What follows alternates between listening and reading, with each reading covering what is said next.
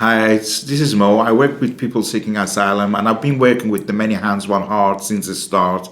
So this is just a gathering, chatting. We do a mic drop podcast, and the co-presenter or co-facilitator is Adrian here with me, and just talking to Ali about his life. Ali, just tell us where you come from. I'm from Pakistan. And how did you get involved with the Many Hands One Heart?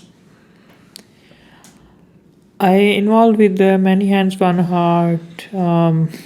First time, like I heard from Army State Center, in 2000, beginning of 2018, somewhere in March, and at that time, Many Hands One Heart was preparing for International Day Against Homophobia, and that was the first time I met the people at Many Hands One Heart, and I started involving with them. And where are you from? Pakistan. And what was it like to live in Pakistan as a gay man? Were you out when you were in Pakistan? Did people know about your sexuality? Nobody knew. No, I was not. I was like my sexuality. And your parents, do they know about your sexuality now? Yes, they do know. What is their reaction? How did they react when they find out? It was like totally outrage and anger and totally homophobic response. Mm-hmm. Do you have any contact with them now? No. No. Do you get any support from them? From your family, not emotionally, financially, not just from your parents. I'm talking about your sister, brothers, and no, not at all. You. I remember you were telling us once that you were very close to your sister when you were little, younger. Yes, I was. Right? Yeah. You used to play with her toys or dolls and so on with her. Is that right? I had two brothers, elder brothers, and we were two younger, and we had more attachment than other. So yeah. And another thing is you've told me it's about your disability. Can you talk a little bit about that as well? Yes, I have vision impairment and photophobia. And what was it like life as a child in Pakistan? Not just about your sexuality, because it's a lot of issues you said to me about, the loneliness, you didn't have many friends and you stay at home quite a lot. Is that because of your sexuality or disability, or just basically your personality? I think my sexuality and my disability had a lot of impact on my personality.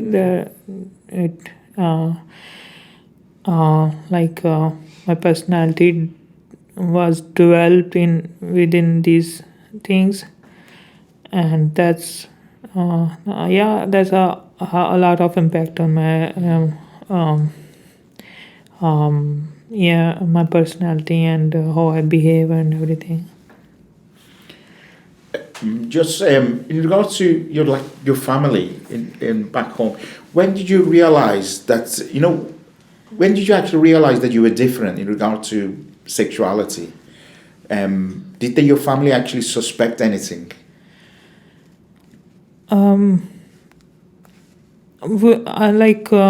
They did not suspect anything because I was not so much active. But Sexually. you knew that you were different from other men, other boys. Yes. You were attracted to boys. Yes, since my high school life, I was attracted to other boys, but I was not so much active. I was not even active as mostly going outside or something like that, and like playing with the other schoolmates or something. So I was not active much. So that's why I think Um, there was not much suspicion. Hello, Ali. I'm Adrian. Um, I know you from around 2 years, I think so. Uh, we've been sharing some experience in different projects, and I know a little bit about the story back in your country. And I'm just wondering because we came from different backgrounds, and it's important to remember people like me came from countries that it's not illegal to be gay, but there's also a lot of discrimination and persecution about LGBT people. But you came from a different society when being gay is a crime, isn't it? Yes, it is. Legally, it's like by law, it's illegal, and it's there is punishment for that. I think 8 years prison or something, like more than that. I think not exactly. I don't know, Yeah, but so it is illegal. Yeah. yeah. So it's important to make point on that because even in your life always will be in risk. You being able sometimes to allow yourself to have a relationship with someone else or fall in love. Sorry, I didn't get your question. Yeah, yeah. Even if it's illegal in your country and your life was in risk, Yeah. you were able to fall in love with someone else and explore your sexuality back in your country. Yes. Yeah. So tell us a little bit more about that. How's that feeling of? Um, um, in the beginning, like there's a lot of social pressure, and you hear a lot of things religiously that this is wrong, and this is not natural. I think what Adrian wants to know, I know he's a gossip, he wants to know if you kiss any man back home in Pakistan or if you had any No, relationship. it was not in that point. It was more on the point that. No, I got his point. Where he is talking about what was the, like your society is against you, your religion Yeah, is sorry. against you. So what was your thought? Am I right? Am I right? Yeah. You got the question, yeah. Yeah. Because I know, for example, in your country, Yeah. you're at certain age, you need to marry a woman. So your Exactly. family That's pressure, right. and you need to marry this woman, because it's the right thing to do. So all that preset stuff in your country affects your sexuality, of course, because you're not inside that pattern. That's what I'm trying to tell. Yeah, like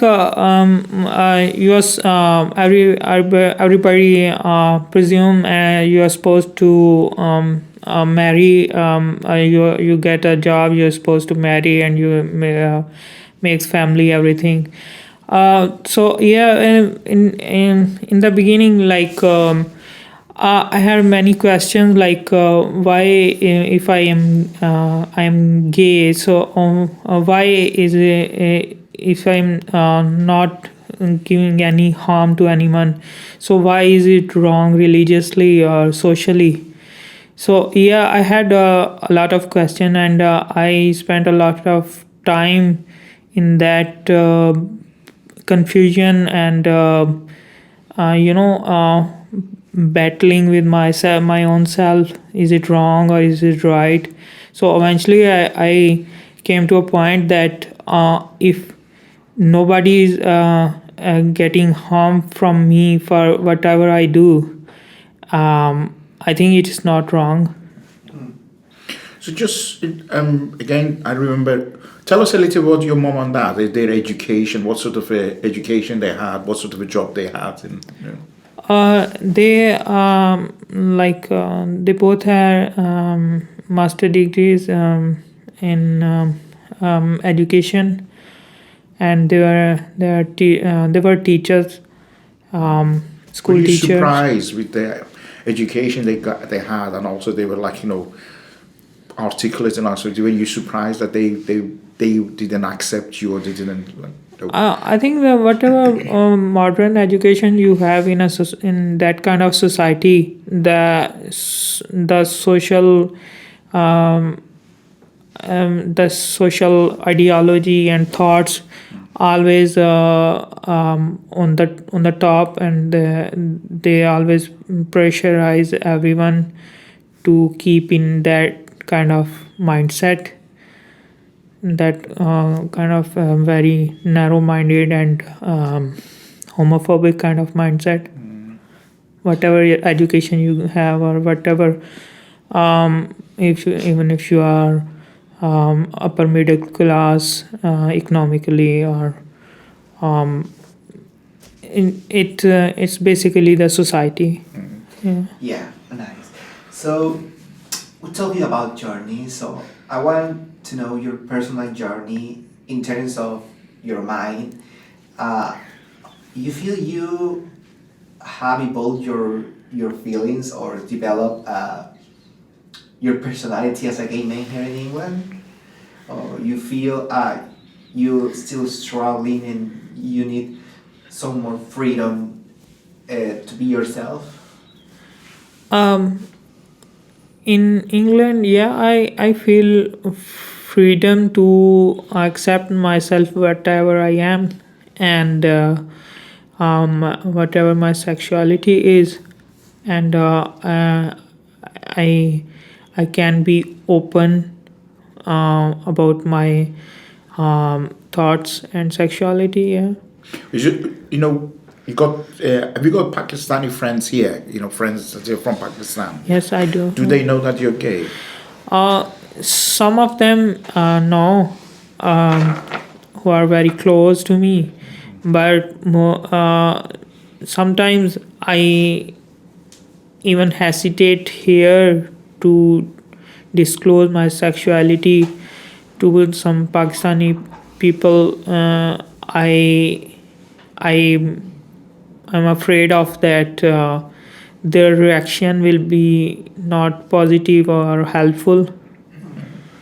Just go back to Pakistan. When you were in Pakistan, how old were you when you left Pakistan?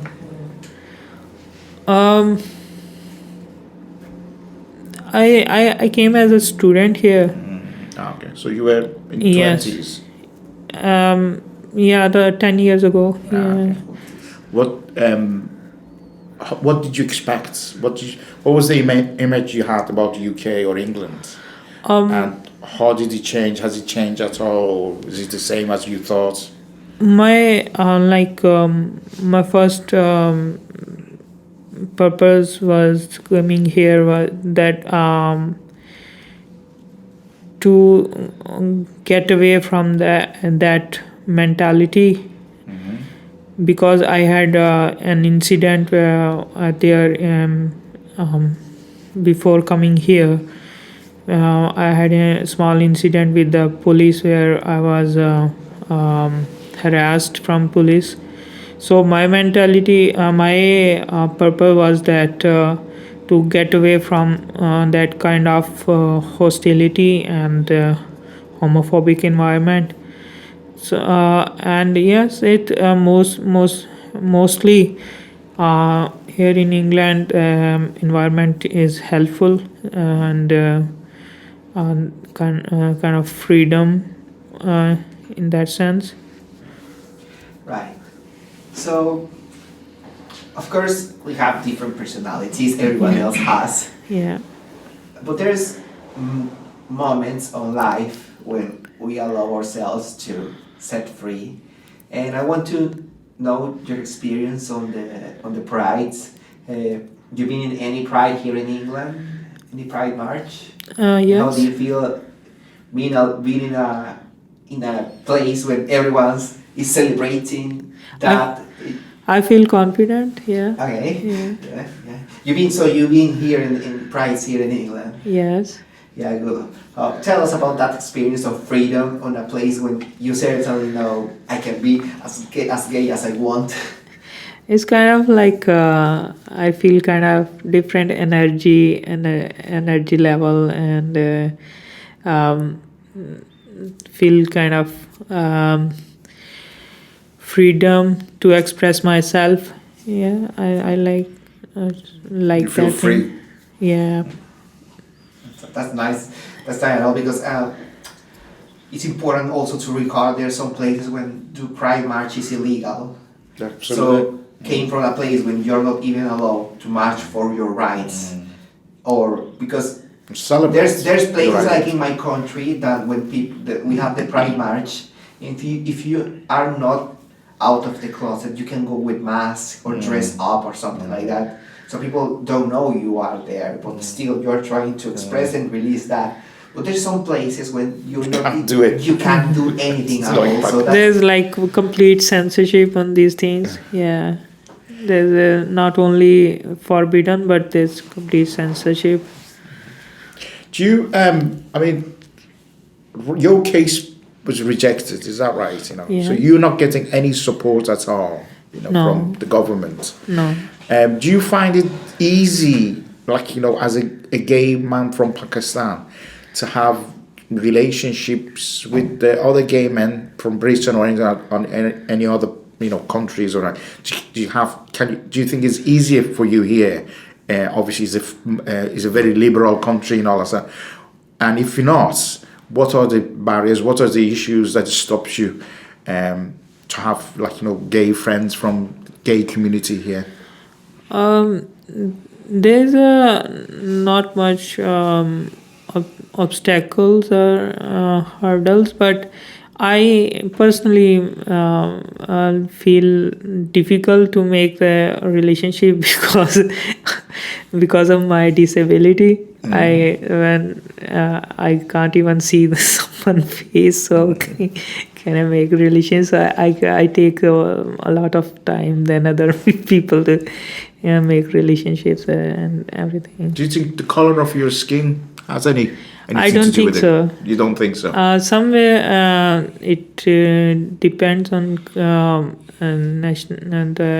color or nationality, but mostly people don't. You don't think the gay think community here about are that. racist or anything like that? Or Yeah, I don't think so. I think it's important what you said, Ali, that people with disability needs to have more visibility in terms of sexuality. You know, it's sad because when you think in someone gay, you think in someone who's jumping around, who's totally outrageous, Yeah. but you never think if someone could have a disability. You never think someone that is struggling with some stuff could think on sexuality, and that's something that we should mention and carry on, that the fact that everyone has a sexuality. Yeah. And like I said on my interview, people is constantly trying to blame you for all that stuff. So tell us a little bit more, if you feel comfortable, as a gay man with disability, how do you find that in the society? Do people really care about that, or do you think that's trying to be put in a second position on your life? I say it as it is a freedom, because I can go to a gay bar, I can meet different people there, and there is a chance that I can meet someone. So that's a long way from where I came from, where I can't easily meet people like me with the same sexuality like me. So I will remember talking to a Muslim gay man yeah. from Afghanistan. He was, and what he was saying to me, that he said, you know, he was actually talking to a group of people. He was saying that, you know, when he wants to go out to a gay club or gay bar, to pull, to basically looking for someone to pick up, he was saying that he usually doesn't tell them that he's a Muslim, and he doesn't tell his name. I think his name was Ahmed or something like that. Because he said, when I go there and I start talking to English people about, you know, like, where are you from? If I say I'm from Afghanistan or I'm a Muslim, all they want to talk about is about Islam and being And gay. war and terrorism Or why you and what about Taliban. is your religion says this and you do that, or they want to talk about terrorism or ISIS and stuff like that. Have you ever had that experience? No, honestly. And he was saying that he goes and he just pretends he's from Spain. Yeah. And the funny thing was he said he was from Spain. Then they talked to him in Spanish and he couldn't speak in Spanish. So then what he said after that, he was saying he was from Malta because he thought only anyone would talk that language. Have you ever had that experience? Have you ever felt that apart from your sexuality, there's other barriers for you to actually make friends with the gay community here? I met people like that who stereotype you and who presume everything on their own when they see you, and they just don't want to change their thoughts. Okay, just one question. My last question was that I don't know if obviously Adrian, but I'm going to ask you more questions. Is let's hope that your case gets accepted and you become a refugee or you become a citizen of UK. Where do you see yourself in 5 years' time? What do you want to do? What do you want to do with your life? And what are your dreams, aspirations? It's I give a lot of thought to this thing. But first thing I can say that I will feel more consistency in my life that is not present at this time, and more settling up myself.